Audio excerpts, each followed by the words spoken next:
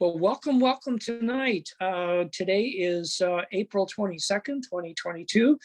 Please welcome to the YUS Show. In this case, it's Yulin and Yuldis. And so please welcome to our program. We're trying to combine history and literature and a lot of technology with a variety show. Tonight, Yulin is going to share with us some information about one of China's most important festivals. And this is the, according to the traditional calendar, the March 3rd festival. And so she will tell us about that. And then she also makes some comments about the sources of American wealth. How has America become as wealthy a country? And what can other countries learn from that? In other words, people who are trying to get some of what can other countries learn from that? So I'd like to introduce Yulin Yulin, and she will tell us about an aspect of Chinese culture, and that is the Festival of March. Well, thank you, Professor Cruz. This show is supposed to be comedy, and I think that we end up turning it into an academic show instead. So we'll become better in telling jokes. Yes, I promise I'll have some jokes for people in the future. Okay, so we're going to be better at jokes. That's right.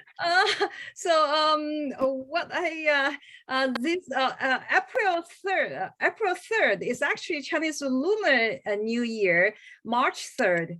That is a very famous festival. So I would like to just share a little bit of that festival. So this festival is called Shangsi Jie. So in the Chinese word, it's Shangsi Jie. It's actually very famous. So I'm going to share a little bit of the slides so that you can see. As you can see that this is a painting from Tang Dynasty. As you can see that in Tang Dynasty, during the March 3rd festival, Shangsi Jie, pretty women rode on horses and go out to enjoy the spring. This is a very famous painting from China. There are many implications. For example, young people would go to the riverside to sing and dance and looking for partners.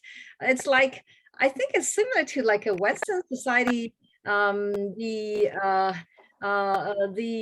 love festival. So also people use these special spring flowers to dress and to clean, and it's really a happy occasion. This particular one is from Ming Dynasty, and this depicts Wang Xizhi. He is one of the most famous artists, and he's famous for writing very well. And he wrote Lan Ting Ji Xu. This is a very famous prose from in the history. So this is Jing. It's way beyond several thousand years ago. So this painting is also very famous as well. And this vegetable, ji cai, it's one of the most favorite dishes. This is actually from the wild, but people enjoy this as vegetables. And then there's a Shanghai dumpling made of this, ji cai jiao. Oh. Very nice. Yeah, really good. And then so also people take these vegetables to cook with fresh eggs. So it's like a tea eggs, 茶叶蛋. This is like 荠菜蛋. This is very good as well. So and then this is a photo of people from Hunan province. Cook the 荠菜煮鸡蛋. So 荠菜with the wild vegetables with eggs is supposed to help you have bright eyes. When you have bright eyes, that's an indication of not only health, but also intelligence. So, so this is a festival with a lot of fun. And then with that, I want to add a little bit of the Chinese architecture in place. As we can see, Chinese architecture is so beautiful. So it's like really Chinese painting. So we're gonna just quickly run through some of the architecture, and we can see that even though it's from spring, but it's really, really beautiful. Oh yes, that looks like the Imperial Palace. It's from all over China. This is from the Jiangnan. This is from the Yangtze River area, and Hui. So this is from Zhejiang area as well. As you can see that you know, sometimes when I view these photos, I really miss home. Yes. It's so beautiful. It's so beautiful. So well, we're happy to have you here. We're happy to have you here in San Francisco. You see, this is just like a picture, just like a picture. This is so beautiful, such a beautiful place. And then, so you see, know, well, the tile roofs and the way in which the tiles are swept up at the ends is really so typically Chinese. And yeah, it is very beautiful. You're quite right. Yeah, Suzhou is known as the Venice of China. And so, yeah, so many canals, and the whole area is crisscrossed with canals because it's very rich with water. Yeah. Last but not least, I want to, you know, we have not talked about TCM for a while. So I want to talk about one thing about TCM, which is in Chinese it's called a 富贵包. So like, you know, some people develop a bump here. It's actually, even though it's, some people think it's cosmetic, from a TCM perspective, it's actually not. So people need to pay attention to that. It's really caused by bad posture, like when you read and you don't sit straight. So it's important to correct. And so TCM proposed some of the ways to correct. So for example, specifically, you can do some of the exercises like this. This is one way to correct. And of course, you can also do this like, you know, while you're standing as well.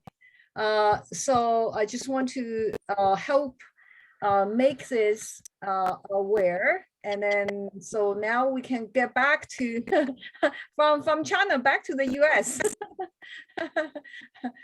That's right. Yeah, well, I think we have about 1 or 2 minutes. Okay. We have about 1 or 2 minutes before our 10 minutes are up. So, but I want to thank you for introducing us to the Sanyuan Festival and also to the TM. So I'll do more of those back stretches because I have a tendency to go too far. I lean into my computer monitor too closely. So yeah, it's a good way to rebalance. We call it rebalancing. Yeah. And just you know, making sure that chi is in the right place. Yeah. Yes, it's very good. So thank you for also telling us. And definitely next time we do this, I'm going to bring a number of jokes. We got to keep this lighthearted. Yeah, lighthearted. You know, there are a lot of jokes in China as well. We should translate some of the Chinese jokes to English. I wonder whether, you know, people would like, for example, there are a lot of 三句半. Do you know what is 三句半? No. Okay, so it's like a, you know, it's a 4-person show, and then the first person says something, second person says something, the third person something, and the fourth person say only half. So that's why it's 三句半, 3.5. And then typically it's like, you know, the first person talk about the settings, and the second person talk about the conflict in these settings, and the third person talk about you know, ask a question, and then wondering, you know, why this is happening, and the last person pinpoint just half sentence, pinpoint, and then what is going on. So that's a format that in China is very popular, make people laugh. Oh, I think so. Yeah, you get a lot of introduction, and then boom, you call it the Exactly. punchline. The So punchline. we will introduce Chinese Senju, but find a good example for that. All right. Well, I'll save some Bob Hope jokes for our next time around. All right. Anyway, Okay. could I do this? Because I think our time is up, and I want to thank our listeners for staying with us. I also especially want to thank you, Lynn, for being as outgoing and articulate as she has been about the San Festival, and also telling us about traditional Chinese medicine, TCM. And showing us those beautiful, beautiful areas of China called the Jiangnan area of the Yangtze River Basin and the Yangtze River area. So until next time, I'm going to say goodbye. This is Yildiz Cruz on behalf of Yulin. She'll probably say goodbye too. And goodbye, everybody.